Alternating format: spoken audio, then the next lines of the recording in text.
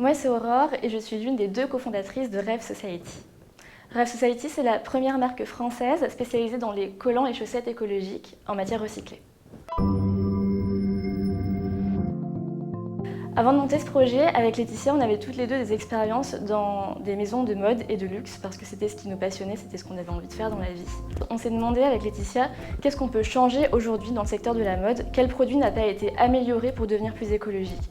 Et on s'est vite rendu compte que sur le collant, en fait, il n'existait absolument aucune solution en France, qui était vraiment un désastre écologique parce qu'en fait, le collant en France, ça représente 7000 tonnes de déchets par an, c'est-à-dire le poids de la Tour Eiffel. Et on s'est dit, on peut forcément faire mieux, on peut forcément apporter une amélioration.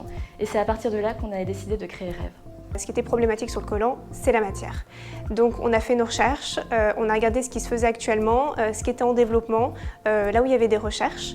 Donc on a tracé cette matière chez un fournisseur en Italie parce qu'on a vu qu'il était possible aujourd'hui de fabriquer un nylon, c'est-à-dire une fibre de polyamide, c'est ce dont sont faits les collants, en matière recyclée. Et donc on est parti de là et ensuite on a cherché un fabricant qui pourrait répondre à toutes nos exigences. C'est-à-dire des exigences de qualité, mais également écologiques et éthiques.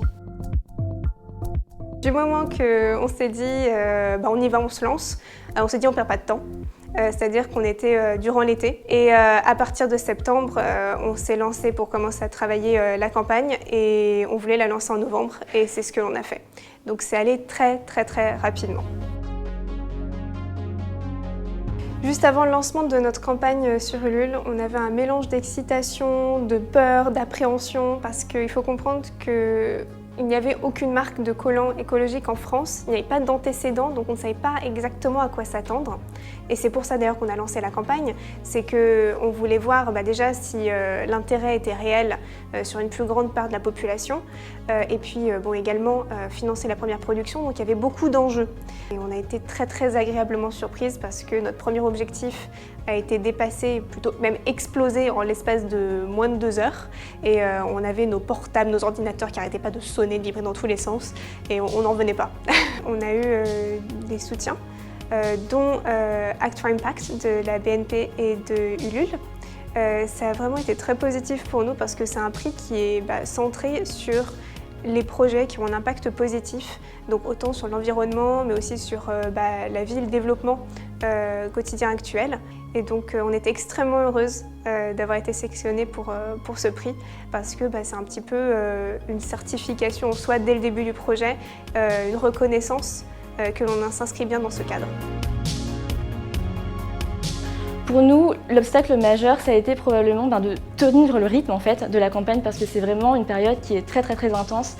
Il faut répondre à cette communauté qui nous soutient et qui fait en fait le destin de Rêve. Et en même temps, il faut continuer à avancer le projet, à l'amener toujours plus loin en se disant « Ok, donc là c'est en train de fonctionner, mais ça veut aussi dire que demain, il faut qu'on pense à après-demain. » On en ressort en ayant appris énormément en très peu de temps, mais on ressort également assez fatigué. Donc il faut un petit peu apprendre à se ménager et à se ressourcer après. Une fois la campagne est terminée, donc là il y a un peu toute l'émotion qui retombe et il faut se retourner et retourner surtout au travail parce qu'en l'occurrence quand la campagne elle a marché, il faut lancer la production si ça n'a pas déjà été le cas. Il faut suivre avec les usines et ensuite il faut délivrer. C'est-à-dire qu'on promet une date de livraison, il faut tout faire pour que ça marche. Ensuite les personnes qui passent par Ulule, elles savent que potentiellement il peut y avoir des retards mais il faut vraiment tout faire pour honorer la promesse qu'on fait à ses clients. Aujourd'hui, en termes de développement, on continue à travailler sur les collants. Donc, par exemple, on est en train de développer de nouveaux modèles fantasy parce que c'est quelque chose qui nous a beaucoup été demandé par nos clientes actuelles.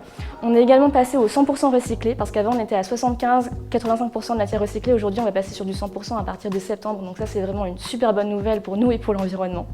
Et on développe également de nouveaux produits. Donc là, on a lancé nos premières chaussettes il y a quelques semaines qui sont fabriquées en France en matière recyclée à partir de déchets textiles, donc vieux t-shirts, etc., mais aussi bouteilles plastiques recyclées.